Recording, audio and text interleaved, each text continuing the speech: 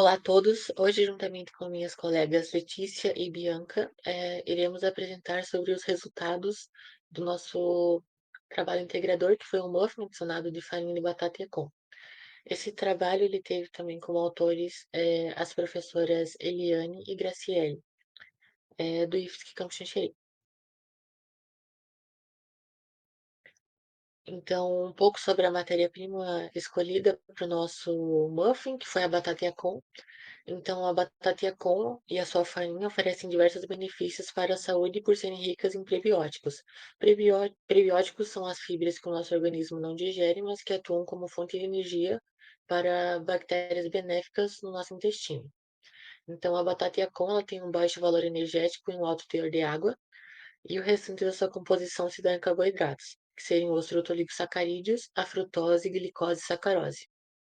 Então, os FOS, eles são componentes químicos altamente valorizados no mercado medicinal natural por conta das suas características que o tornam um alimento funcional. Alimento funcional é aquele que, além das funções básicas de nutrir, confere benefícios adicionais à sua ingestão. Então, nosso trabalho teve como objetivo desenvolver um bolo do tipo muffin com farinha de batata e com edulcorante xilitol, atender ao público diabético ou optativo de uma alimentação mais saudável, promover a sustentabilidade com ingredientes que apoiem práticas saudáveis e sustentáveis, e realizar análise sensorial de aceitabilidade e intenção de compra nos produtos desenvolvidos. A metodologia. Foram elaboradas 3 formulações, uma padrão, que serviu como base para as formulações adicionadas de farinha de batata e Yacon, em substituição parcial à farinha de trigo, e o xilitol em substituição total ao açúcar. A formulação F1 leva 20% de farinha de batata e Yacon, e a formulação F2 leva 35% de farinha de batata e Yacon.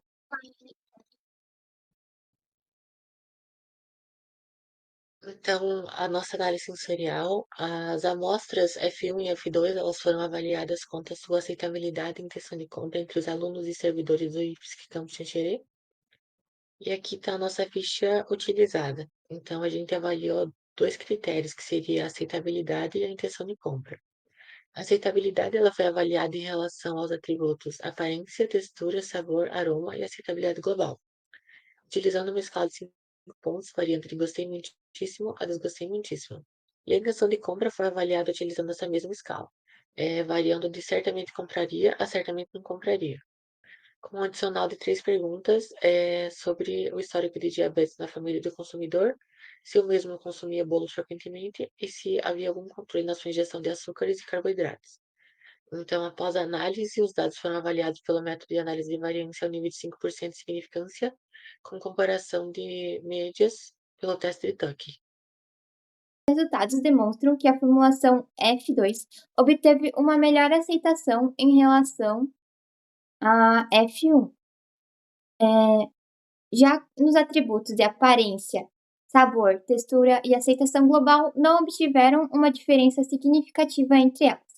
Já na intenção de compra, a formulação F2 também teve um melhor desempenho em relação à F1, indicando que o nível de interesse dos consumidores seria maior na formulação F2.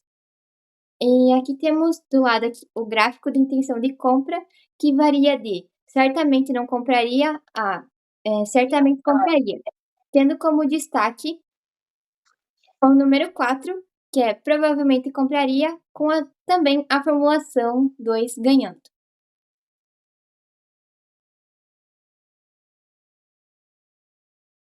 Aqui a gente tem um gráfico de aceitabilidade das formulações F1 e F2. E segundo Teixeira, para que um produto possa ser considerado com uma boa aceitabilidade sensorial, as amostras devem apresentar um índice de aceitabilidade de no mínimo 70%, o que é o nosso caso. Então, um pouco sobre os resultados obtidos na análise sensorial. Foi feito um questionamento aos participantes sobre o histórico de diabetes em suas famílias, e cerca de 60% relataram ter familiares com diabetes, e 65% afirmaram não controlar a ingestão de carboidratos e açúcares. Esses dados indicam que o consumo inadequado de carboidratos e açúcares pode aumentar o risco de doenças como a diabetes. reforçando a importância de um controle alimentar adequado. E a avaliação das diferentes concentrações de farinha de batata e Yakult, que seria a formulação com 20% e a formulação com 35%, alcançaram uma aceitabilidade superior a 80% em todos os atributos avaliados, exceto na aparência da formulação 1.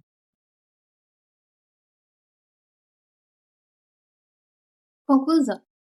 Através dos resultados obtidos nesse trabalho, podemos concluir que o desenvolvimento do muffin adicionado de batata Yacon apresentou resultados positivos nas características sensoriais analisadas, indicando que o potencial do seu uso de produtos de panificação voltados à redução de açúcar na dieta, a avaliação de diferentes concentrações de farinha de batata Yacon, 20% e 35%, alcançaram uma aceitabilidade superior a 80% em todos os atributos avaliados, exceto na aparência da formulação F1. Esse trabalho também contribui para a formação profissional, com estudos aprofundados sobre as características da batata Yacon, o desenvolvimento prático do muffin e a realização de análises sensoriais.